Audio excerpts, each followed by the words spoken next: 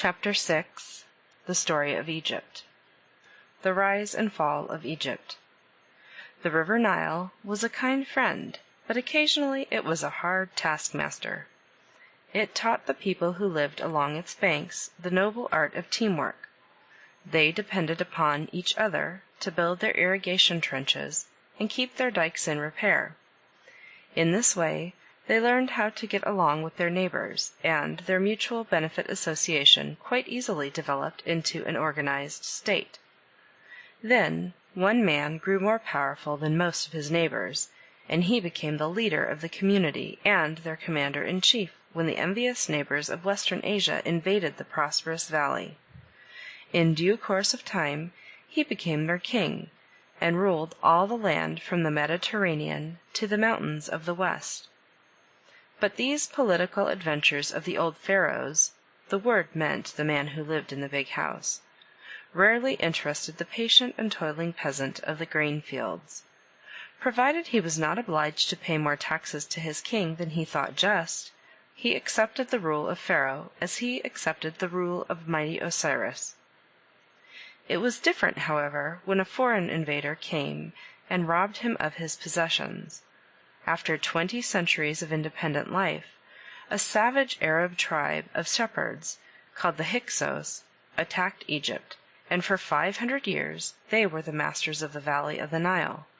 They were highly unpopular, and great hate was also felt for the Hebrews, who came to the land of Goshen to find a shelter after their long wandering through the desert, and who helped the foreign usurper by acting as his tax-gatherers and his civil servants. But shortly after the year 1700 B.C., the people of Thebes began a revolution, and after a long struggle the Hyksos were driven out of the country and Egypt was free once more. 1,000 years later, when Assyria conquered all of Western Asia, Egypt became a part of the empire of the Sardanapalus. In the 7th century B.C., it became once more an independent state, which obeyed the rule of a king who lived in the city of Sais, in the delta of the Nile. But in the year 525 B.C., Cambyses, the king of the Persians, took possession of Egypt, and in the 4th century B.C., when Persia was conquered by Alexander the Great, Egypt too became a Macedonian province.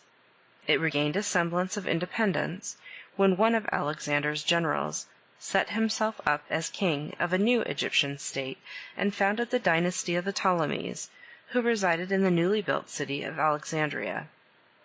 Finally, in the year 39 B.C., the Romans came. The last Egyptian queen, Cleopatra, tried her best to save the country. Her beauty and charm were more dangerous to the Roman generals than half a dozen Egyptian army corps. Twice she was successful in her attacks upon the hearts of her Roman conquerors. But in the year 30 B.C., Augustus, the nephew and heir of Caesar, landed in Alexandria. He did not share his late uncle's admiration for the lovely princess. He destroyed her armies, but spared her life that he might make her march in his triumph as part of the spoils of war. When Cleopatra heard of this plan, she killed herself by taking poison, and Egypt became a Roman province. End of chapter 6.